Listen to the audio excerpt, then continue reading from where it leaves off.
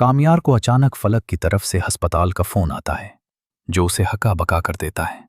वो भागते हुए वहां पहुंचता है और सामने एरा को बेहोश देखकर उसके पांव तले जमीन निकल जाती है।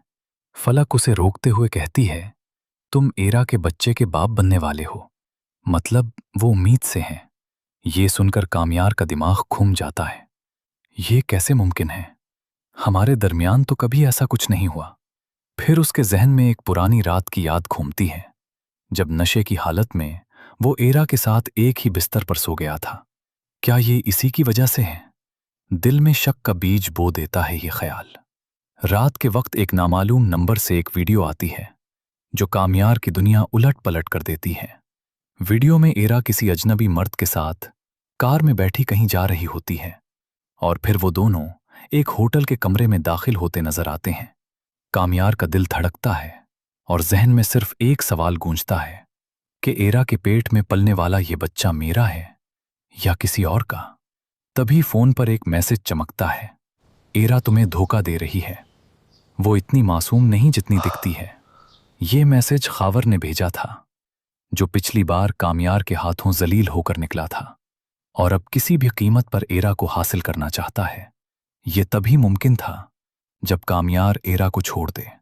प्लान कामयाब होता नजर आता है, क्योंकि कामयार के दिल में शक की आग भड़क उठती है। गुस्से और शक में जलते हुए कामयार एरा से बदतमीजी करने लगता है।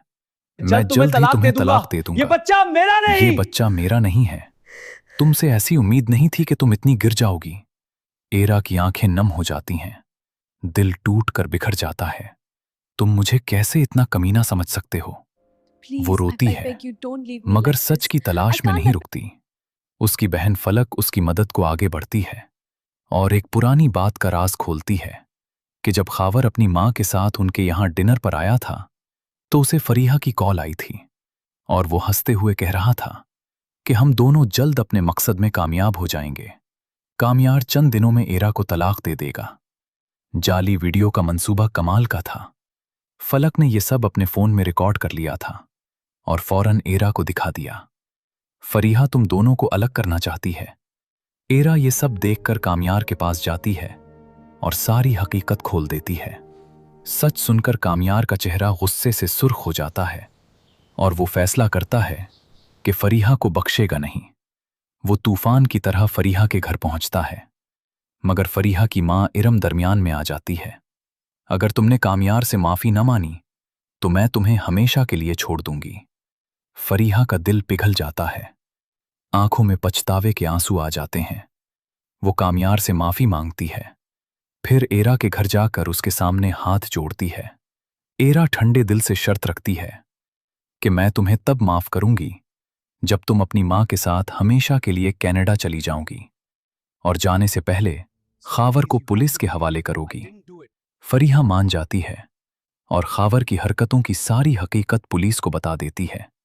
पुलिस उसे गिरफ्तार कर लेती है और जेल की सलाखों के पीछे खावर को अपनी गलती का एहसास होने लगता है। फरीहा अपनी मां के साथ पाकिस्तान छोड़कर कनाडा रवाना हो जाती है। कुछ महीनों बाद एरा एक खूबसूरत बच्चे को जन्म देती है। दादी की खुशी देखने वाली होती है। नफीशा की आंख